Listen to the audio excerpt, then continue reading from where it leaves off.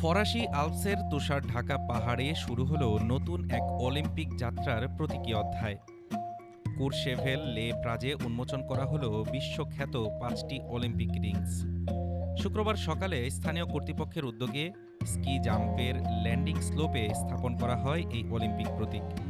উপস্থিত ছিলেন ক্রীড়াবিদ, স্থানীয় বাসিন্দা ও পর্যটকেরা। এই গেমস হবে উদ্ভাবন ও ঐতিহ্যের মিলন। জ্বালানি, পরিবহন ও আবাসন সবখানেই থাকবে নতুন ভাবনা, আর থাকবে আমাদের ঐতিহ্যের উত্তরাধিকার। কুরশেভেল লে প্রাজ অলিম্পিক ইতিহাসে নতুন নয়। ১৯৯২ সালের আলবারভিল শীতকালীন অলিম্পিকেও এখানে হয়েছিল গুরুত্বপূর্ণ ইভেন্ট। অলিম্পিক সবসময় আলাদা।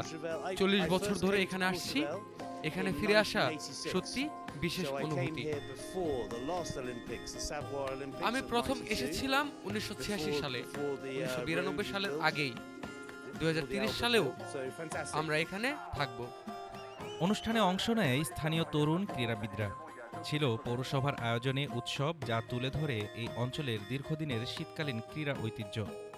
আন্তর্জাতিক অলিম্পিক কমিটির সিদ্ধান্তে ফরাসি আল্পস পেতে যাচ্ছে ২০৩০ সালের শীতকালীন অলিম্পিক ও প্যারালিম্পিক গেমস।